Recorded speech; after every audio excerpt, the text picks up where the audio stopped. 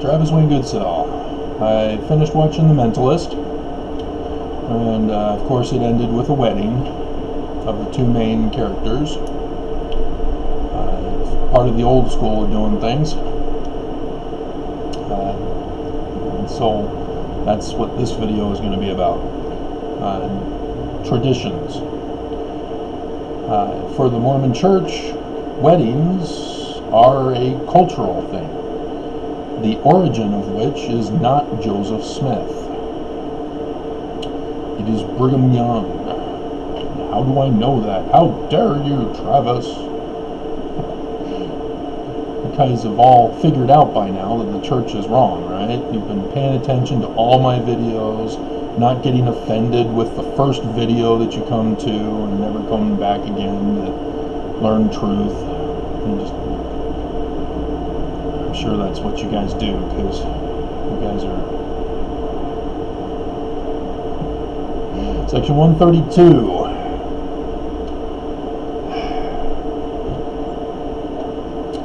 There is no extra support or any other historical support for this chapter being by Joseph Smith.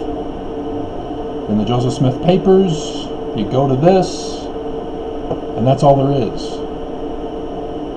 And so Bruce R. McConkey's little intro is all we've got, and it's been placed in the history of the church. But that's why they're doing the revision with the Joseph Smith papers, is because the church has come out and confessed that the history of the church has been manipulated, altered, doctored, fraudulently created, etc., etc., etc., with many errors, and so they no longer publish the original history of the church. The Joseph Smith papers are the replacement.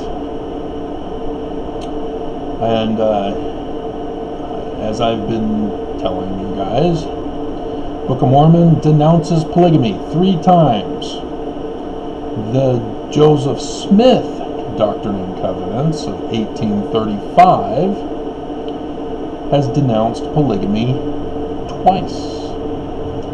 There was a monogamy chapter, and section 131 that we currently have, in the order that Brigham Young placed them, was not the same that we have now. There's a whole missing section of what Joseph Smith said in section 131. Section 131 was him talking to a monogamous couple, a man and a woman, saying, your eternal marriage is eternal. Man and a woman. Monogamy. Monogamy. Dun, dun, dun, dun, dun. Monogamy. Dun, dun, dun, dun.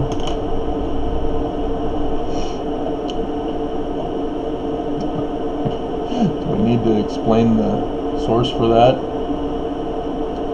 If you've been paying attention to my videos, you know that I was placed in front of the TV to watch Sesame Street while my mom took care of my brother who had colic. And so TV became my educational tool. And so this section is a fraud. Ta-da! I've already broken that bombshell revelation for you. Section 132 is a fraud. It was put in the year before Brigham Young died, when they took out the monogamy one, and they took out section 131 and put in what we now have. And so section 132 was put in by Brigham Young. It's his. And so when you understand the history of the time frame of which this came out, it was a year after his latest divorce, of which she got him arrested. And so he was pissed. That's why he puts in death threats to women for being disloyal and unfaithful, etc. And even throws in Joseph Smith claiming to give Emma a death threat. Seriously? And Mormons fell for this? Oh, right, yeah, I guess we did, didn't we? we all got punked. That's why I did the latest video before this one, which I put as the new video. If you're new to my site, or if you're a regular and you go to my videos to see what you've missed, you'll see that one popping up. And so this is where we get the temple text from. For sealings, and the whole concept of the temple ceremony was based upon this, because Brigham Young was the one who created it, not Joseph Smith. All Joseph had was washing and anointings. That was it. It was Brigham Young who came up with the ceremonies, and garden ceremony was one that, if they still kept to this day, you'd have a lot of men wanting to join the Mormon church. And women, I think, may not.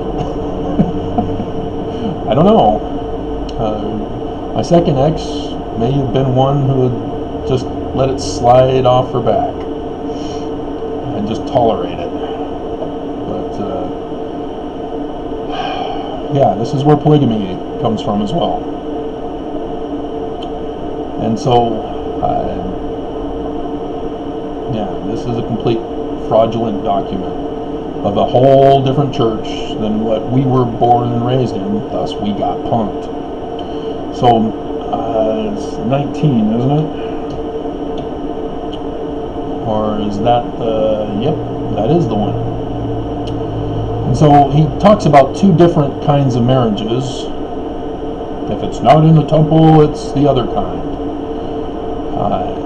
And so, the temple one, again, verily I say unto you, if a man marry a wife by my word, which is by my law, and by the new and everlasting covenant, and it is sealed unto them by the Holy Spirit of promise, by him who is anointed, unto whom I have appointed this power and the keys of this priesthood, and it shall be said unto them, he shall come forth in the first resurrection, if it be after the first resurrection, in the next resurrection, and shall inherit thrones, kingdoms, which there is no next resurrection other than, remember 76? The first resurrection is for exaltation. Second resurrection, there's still marriage. Oops. So Brigham Young exposes himself in this by putting out a new doctrine regarding eternal life. In the terrestrial kingdom, you can be married. So there's a bombshell for you that I've not previously talked about. Let's see. Not in this, then the next. And shall inherit thrones, kingdoms, principalities, and powers, and dominions. Recognize that from your temple ceremonies? All heights and depths. Then shall it be written in the Lamb's book of life, that he shall commit no murder, not she, he, whereby to shed innocent blood. And if ye abide in my covenant, and commit no murder, whereby to shed innocent blood, it shall be done unto them in all things whatsoever my servant hath put upon them in time and throughout all eternity, and shall be of full force when they are out of the world. They shall pass by the angels and gods which are set there, to their exaltation and glory in all things, as hath been sealed upon their heads, which glory shall be a fullness in the continuation of the seeds forever and ever. And they shall be gods.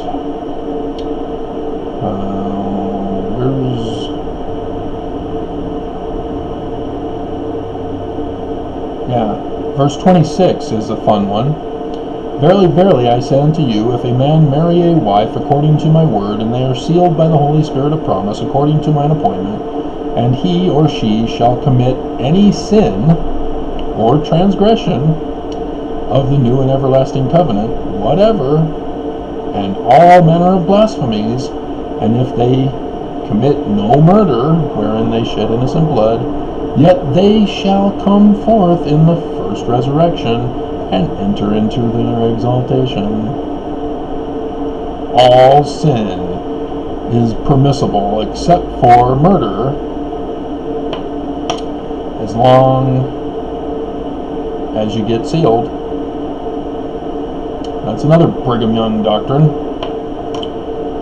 So, yeah.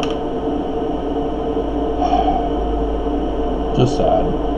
So once you understand that it's Brigham Young who changed everything from Joseph Smith, that he created a whole new religion. And remember what I told you was the symbol of his religion? The inverted pentagram. What does the inverted pentagram mean? Lucifer. It's the Church of Lucifer. We got punked. And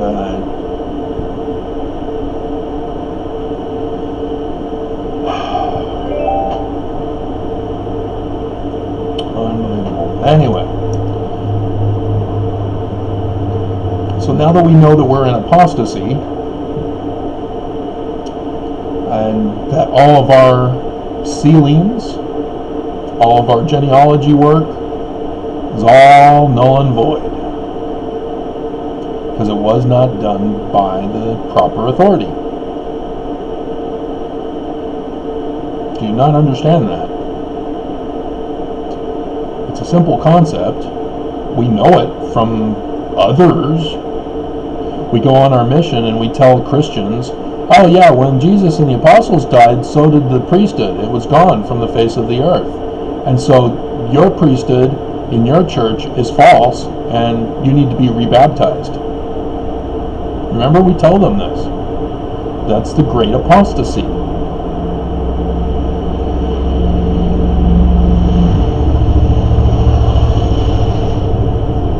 And this is how badly we got punked. Is because we're in apostasy, going around telling Christians they're in apostasy. We're all in apostasy. And then Mormons try to say, no, but Joseph said that the priesthood would never be taken from the earth. We got punked. Joseph was murdered. Now those who had received the priesthood still carried it on, but they didn't have what Joseph Smith and Hiram had. And this is important when you understand about keys of the priesthood. Hiram Smith in section 124, as he replaces his dad as the patriarch, is also given the keys of prophet, seer, and revelator. Joseph Smith is said in 124 to have those same three keys, but instead of patriarch, Joseph has translator. And so nobody else has prophet, seer, and revelator, not even Brigham Young. Oh, but he was the president of the Quorum of the 12. No, again, Brigham Young changed everything. It was the High Council, as it was called, that were the administrative organization. Brigham Young was not a part of that. He was part of the Missionary 12. And as part of the Missionary 12, section 124 tells us that he only had the keys of the kingdom, and it keeps going, to preach the gospel, to set up churches. That's it. That's all. He was the missionary committee. That was as far as his keys and authority went. But he had a following with his initial converts from his own hometown and those like them, the Danites. And so they had a bullying presence that bullied a lot of Mormons to go with them to Salt Lake, as the inverted pentagram is their symbol, as they put it on the Nauvoo temple, dedicated it on the 1st of May, which was the anniversary of the Illuminati. And so, thus the Church of Lucifer. And Albert Pike, I've gone over, confirms this. He was Scottish Rites, and writes a letter to Giuseppe Mazzini, who is the leader of the whole organization, and informs Giuseppe that we are of the Illuminati, and we're going to have these 3 world wars, and this third one, we are going to replace Christianity and atheism with Luciferian doctrine. So the Illuminati, Scottish Rites, Lucifer, all tied together into one letter. And Brigham Young and Heber C. Kimball were Scottish Rites, Illuminati, and they had the symbol of Lucifer, and were presenting Luciferian doctrine that takes away agency. And we've had the Book of Mormon in our presence.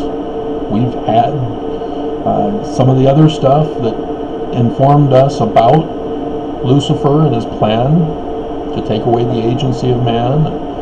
Flattery, pacification, deception, and idol worship, the creation of idols. Lucifer loves idols. So Nelson comes up in conference and it places Jesus, as he calls it, on top of the church, calling the church the cornerstone upon which Jesus is built. He built an idol for Mormons right in conference. And so this is our life. And our marriages are null and void, though the government recognized the church as a religious entity. The church does not recognize the government. So in my lawsuit against the church, which I won, but I'm waiting for an order from the judge, they still haven't even put it on the docket. As I reminded the judge, they didn't put it on the docket, and it's still not on the docket. But so I'm kind of concerned that maybe she is going to side with them, even though the church is planning to flee, just in case she doesn't side with them, as she was put in the position to do so, or her life is going to be threatened like Judge First was threatened.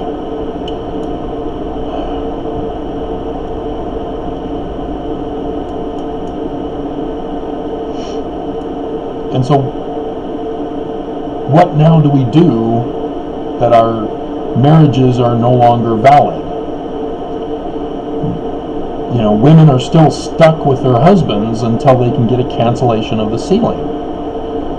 And they've changed it under Monson, where men also have to get permission from their first wives, even if their first wife has gone apostate, worships the devil, blah, blah, blah. But of course that's taken under consideration.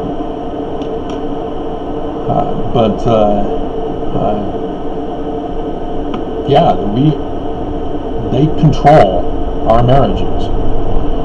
Now, what would be the original one? Who would have the keys of marriage? Who could do that?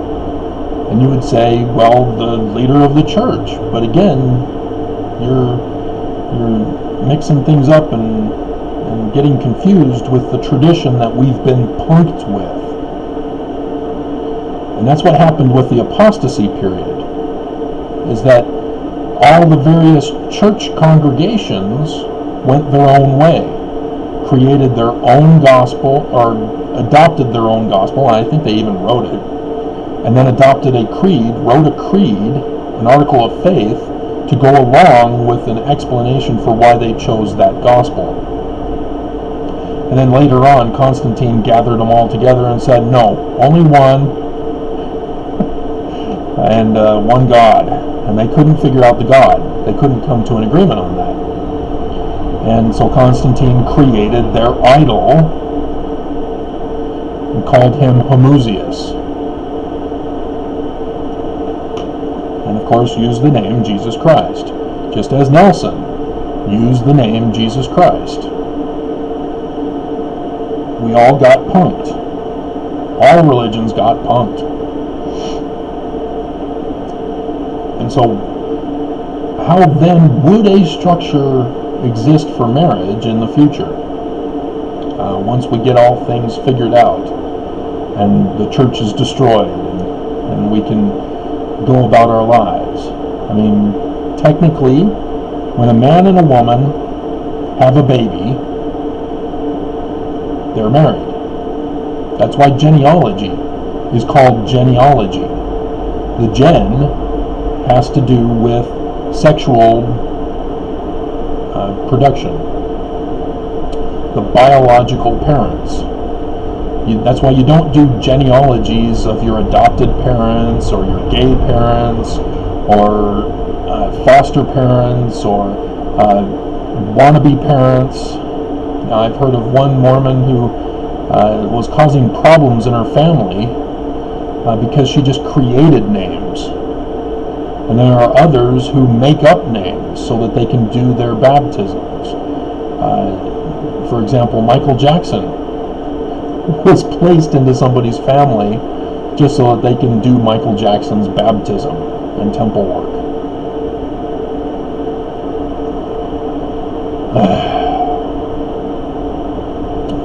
And so it can be frustrating in the Church of Lucifer because of these things that naturally lead because of the errors in doctrine. But that's the origin of the marriage ceremony,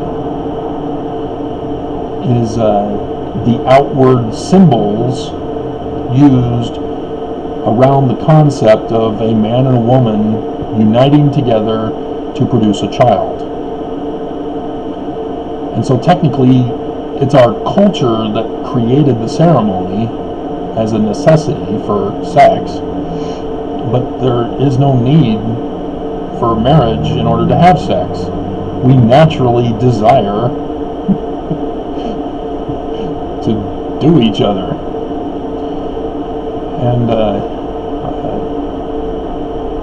And so the ceremony sometimes becomes restrictive when the religion refuses to acknowledge the biological creation within us.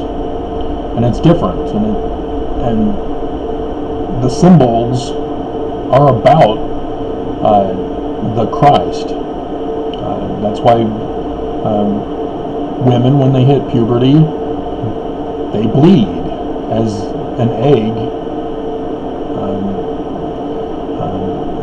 detaches from the uterine wall and falls out because there was no seed planted in it.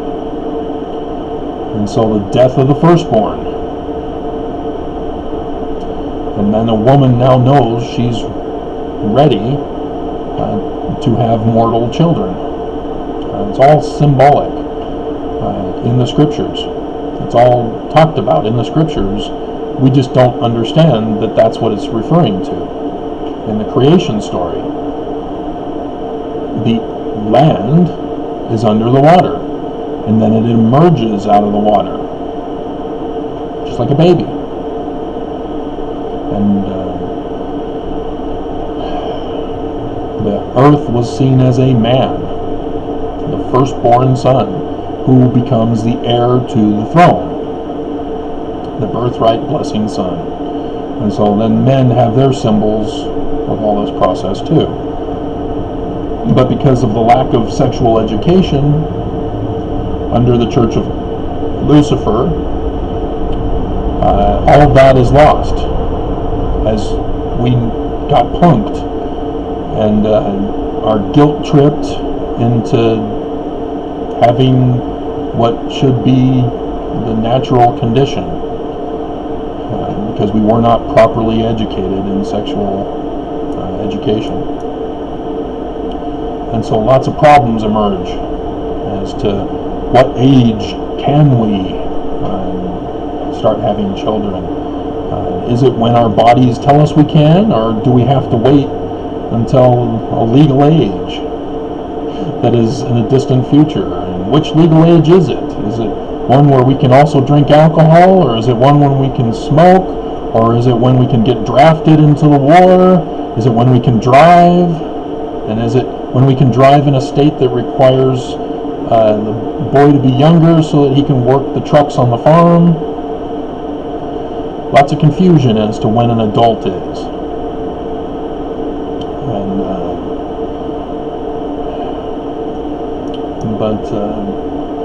who performs the ceremony is simple. It's the fathers. Not the president of the church. The fathers. Because it's about genealogy. Father to son, son to father, daughter to her parents, as offspring are created. And so, what authority then is needed? Patriarchal authority. And as a patriarch, you are to be a high priest, so that when a man and a woman get married, he becomes a high priest, she becomes a high priestess, so that they can then raise and bear children with the high priest authority. That's how it was originally intended. And in the concept of temple work, temple ordinances, rituals, it's the high priest who can enter into the Holy of Holies. And anciently, the Melchizedek of the land, whether it was Mesopotamia or Egypt, they would have ceremonies where the Melchizedek would take his wife, either a new wife when they get married, as the new king takes the throne, or in Mesopotamia they had a yearly festival reenacting the creation, and there in the temple, in the Holy of Holies, they would conceive. And that's where the concept of going to the temple to have sex came from, as sacral prostitution, if you've heard of that, came about. And then as cultures de-evolved, you then get women who hang out in front of the temples, by the statues of the temples, and saying, "Hey, big boy, you want to pay me some money so that I can live?" And thus came prostitution, as we currently understand it today. But the whole concept, like I said, de-evolved, as they didn't think of the consequences of making cultural changes to things. As women became chattel, and then thus required a man to take care of them.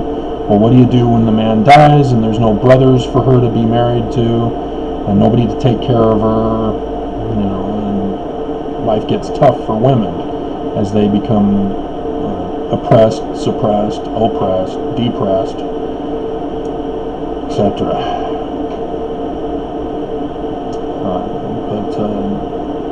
That was the original intention of marriage. But we now see in our church, the Church of Lucifer, They want to control the sacrament even. They were going around saying, we need to control Mormons about who gets the sacrament and who can give it to them. When a priest of the Aaronic priesthood becomes a priest of the Aaronic priesthood, he now has authority to perform the sacrament.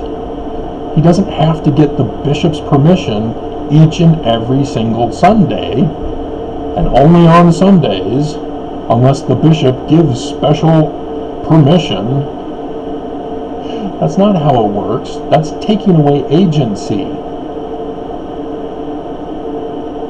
And Mormons just don't get it, do you? But hopefully now that you're starting to grasp the concept that this is the Church of Lucifer. So everything we've been taught, we've not only been punked on, but we have to throw it all out and create a new slate. And that's the tough part for ex-Mormons. They were smart enough to recognize, oh no, this is too far, I'm out. But you still see them carry the baggage with them. Oh, I love the primary songs. Or there's some things I liked, if only they could change those. No, if it's not the true church, you don't change to become the true church. It has to be the true church or it's not. You can't say, well, if they just make some changes. No, it doesn't work like that. That's what the blacks in Genesis group have never understood. The church is racist. Period. Exclamation point. There is no doubt. But yet, blacks and the NAACP, is it? Or yeah, I think that's the acronym. But they keep going to the church, constantly wanting the church to be more tolerant. And saying, hey, you got to be nicer to us. That comment you made in conference, we're a little concerned. No. It means it's not the true church. The Protect LDS Children. That should have never have had to have been occurring. If it was the true church, there would not have been a position where bishops would abuse children sexually. It's Lucifer's church that makes that a consequence. Because it's not God's church. And in ordained women, women are supposed to have offices in the church. It's no big deal. They get it in the family, they get it in the church. And Joseph Smith set it up. Emma, his wife, was the president of the women. He called it the Relief Society, but it was a woman's organization. They were the high priestesses. And so then you have people saying, well, no, the women didn't actually lay their hands and give blessings to that ox or to others. They were giving prayers. And that's what the church is saying here, is if you can't lay your hands on a person's head, you can give a prayer. Oh, God. But that's what you deal with in the Church of Lucifer. So, it's just so frustrating. But I hope you understand that with the church being the false church, the fraudulent church, the fake church, the Church of Lucifer, everything needs to be thrown out. And a whole new understanding of the origin of religion needs to be brought in. That's why our days were prophesied to be the restoration of the church. The kingdom of David, government and religion restored. The ancient church the ancient kingdom restored. So everybody's pretty much given up by now and have made their decision on this video. So I'll stop, but I hope you guys understand.